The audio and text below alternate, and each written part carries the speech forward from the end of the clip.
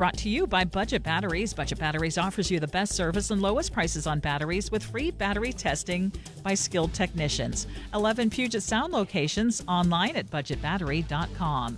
It is now 60 degrees in downtown Seattle. I'm Ursula Royteen. From Kent to Capitol Hill, this is KIRO Radio, 97.3 FM. News and talk, powered by the Pacific Northwest. The Big Lead is brought to you by 3010 Weight Loss for Life. The Dori Monson Show on KIRO Radio. This is The Big Lead. Coming to you from the Carter Subaru Studios and streaming on Facebook Live. Welcome to our top stories this hour. Before I get to the top stories, can I share a listener email with you? Of course. One of my favorite emailers is a woman named Linda, who she never sends frivolous stuff.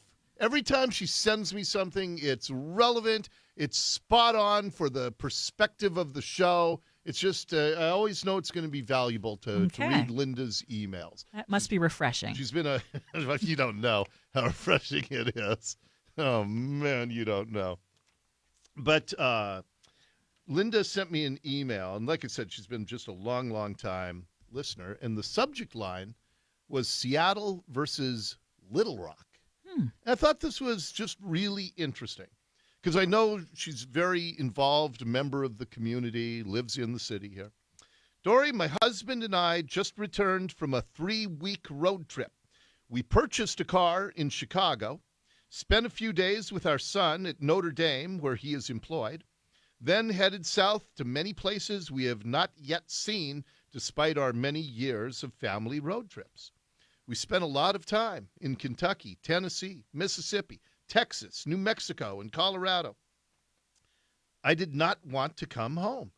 It was refreshing not to see homeless encampments and drug addicts. I know there are drug problems in many of these places, but for some reason, people are not living in tents, campers, RVs, and the like.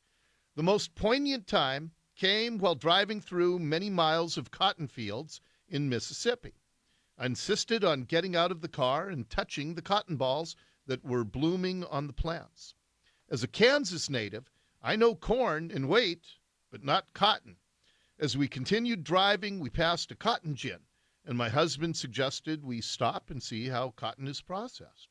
It was a slow day there, and only 4 employees were working, painting machinery before the harvest.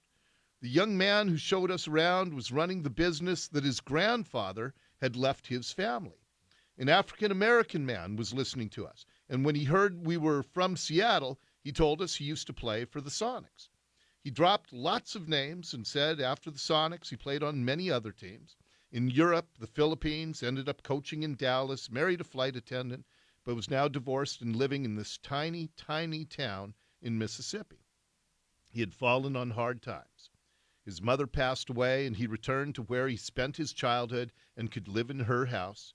When we returned to the road, I looked his name up on Wikipedia, and he has a huge resume. He really did play everywhere he stated. Standing in that cotton gin, it struck me why Trump is beloved in flyover country. In my elite Capitol Hill neighborhood, no one gives a damn about anyone in the middle of the country. I find them to be the most wonderful people. Seattle has become mean, hostile, and cold.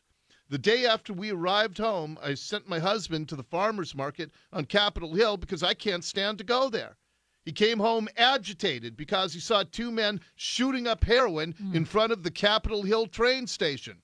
On our trip, we made an overnight stop in Little Rock, and my husband decided he needed to have some laundry done at the hotel.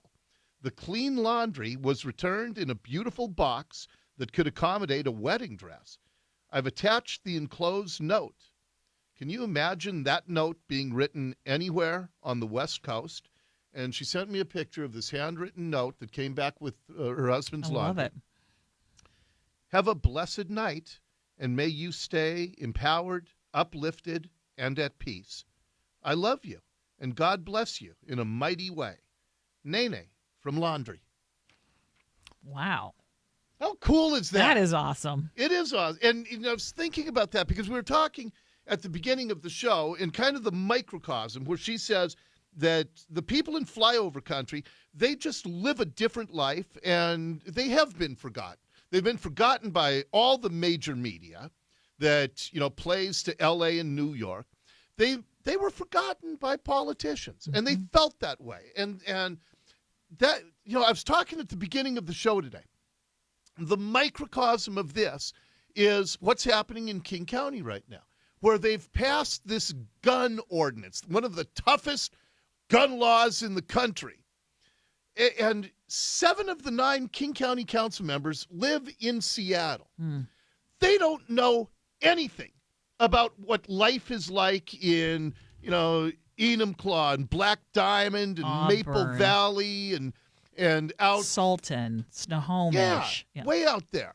And you got Seattle council members who are telling up in the wild sky wilderness where, if you're driving on Highway 2, you are in Snohomish County most of the way, but then you dip down like an hour east into a little northeast sliver of King County. And there are people who live out there. There are people who have cabins out there. Right. Their life is so different from the lives of these 7 urbanists who are on the King County Council. And I find it ludicrous that these council members think they can tell the people who live in the wilderness of eastern King County, the most rural of areas, how to live their life. And this is the chasm that exists now, whether it's Little Rock versus Seattle or Seattle versus rural King County. We got so many politicians who are so completely out of touch, and they make no effort to be in touch and to represent everybody because they know their reelection is going to depend on playing to their base in Seattle. And I think that can be said not just about politicians, but especially today, just people, anyone who has a different opinion. I mean, people don't want to get to know them anymore to realize that you may have a ton in common, actually, but you're not listening anymore. Well, it's like, you and I have talked about it, and I know I heard about the show when I was gone last week, and I think you and I have very different perspective on this whole Kavanaugh thing. But I would argue, because I would argue, though, that if you and I are friends outside of the show, because the things that really count, we are similar. Exactly, and we don't talk about any of this stuff off the air either. And I love you. And so we can disagree on an issue like this, and your perspective's informed on your life. Like the Kavanaugh thing, I've gotten some of the most vile, despicable emails and text messages from people who have accused me because of, I support Kavanaugh. They accuse me of being a pervert because I coached girls basketball. And the word pervert would not ever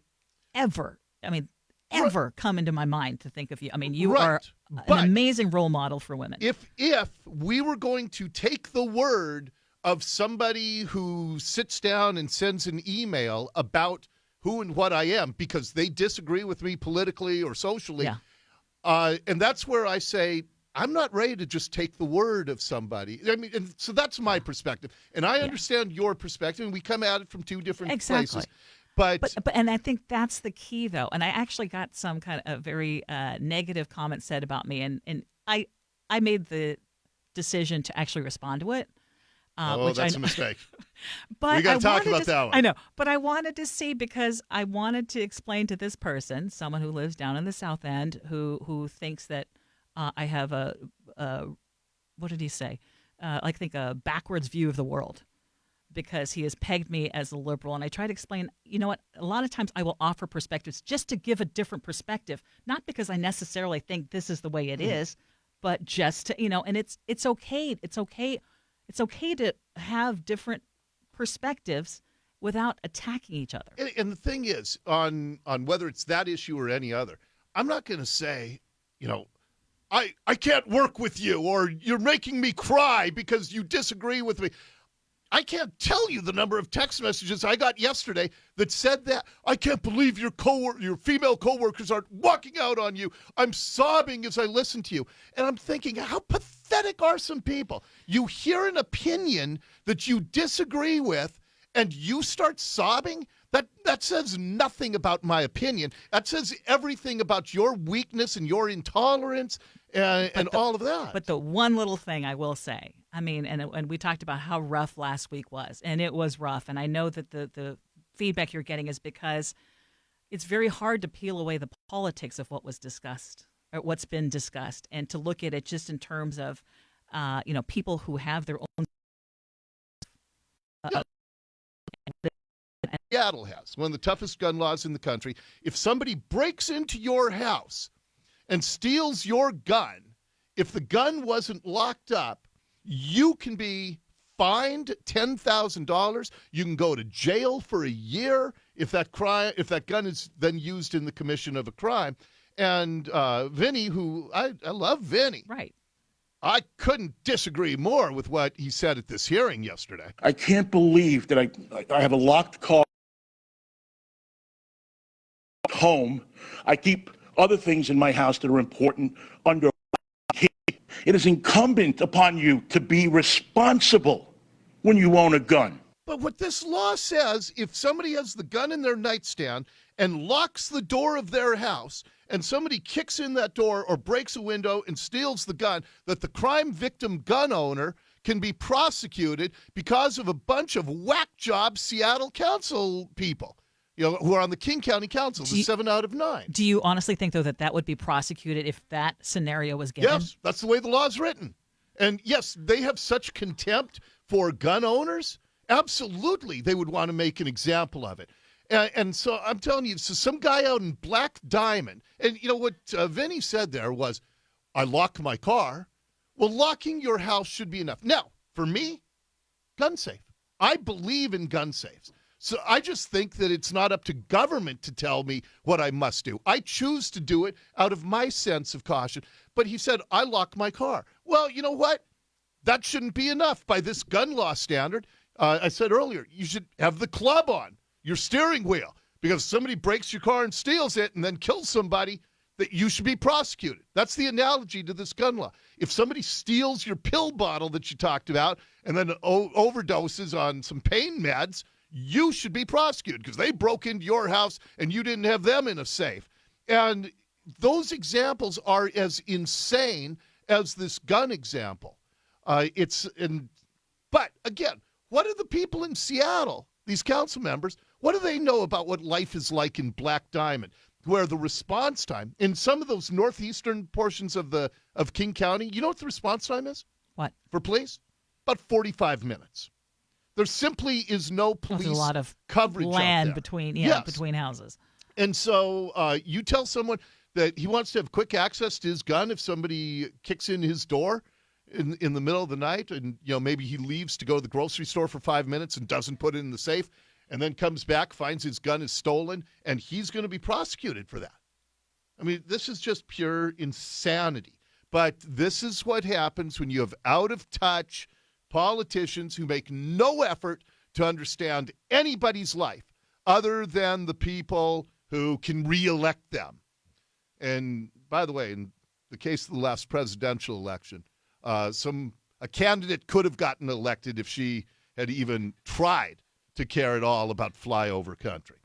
Next up in the big lead. The Big Lead, Big Local.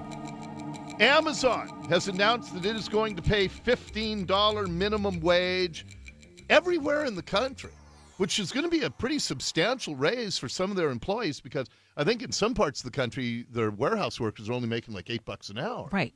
And so it's a huge announcement by Jeff Bezos. Right, Kshama? It is magical thinking to believe that somehow you will be able to win a tax like this without making enemies out of Jeff Bezos. No, Jeff Bezos is our enemy. Yeah, you tell him, sister. So that was Sawant when she wanted the head tax a few months ago. So now she's talking about Amazon raising its company's minimum wage to $15 an hour. Now, do you finally think that Bezos is not your enemy? This is not out of some benevolence from Jeff Bezos. This is out of social struggle that they are being forced to make this concession, and we should channel this victory into movements to unionize warehouse workers. This is what I love about Sawant. The time she hung up on me, the one time she came on the show, she was vilifying the rich. And I said, you stand on a stage next to the head of the SEIU who makes $180,000 a year off the backs of his rank and file, many of whom make $30,000 a year. Do you condemn the labor union leaders who are rich by your standard? She hung up on me because she's such a coward. She can't answer a question. She won't talk to anybody who asks her a tough question, who exposes what a stinking hypocrite she is. And the $15 an hour, by the way, not enough. $15 an hour is not enough to live on given the cost of living in the Puget Sound region. When did that become the standard? You want enough to live on? It's up to you. Work a second job. Improve your job skills so that an employer will want to give you more than minimum wage. Don't rely on the benevolence of some cult-like government official to say, oh, we'll just take money from somebody else. Oh, and by the way, $15 an hour in Seattle, done a bang-up job. It's hurt the take-home pay of the lowest-income workers in Seattle. Come on, let's give Bezos a little love for this. We don't win better workplace conditions, let alone a systemic change away from capitalism by believing that billionaires are on our side. No, they are not on our side. Wow. Systemic? What's that other word? Those are some big words for a dopey socialist. We don't win better workplace conditions, let alone a systemic change away from capitalism. Ah, yeah. Oh, yeah, capitalism. She knows economics.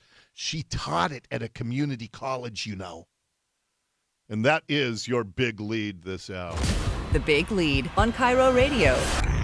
Ursula's going to check the news, then we're going to count down our favorite sound bites of the day coming up next. This hour of the Dori Monson Show is brought to you by Farah.com. Another step forward for Seattle's NHL hockey hope.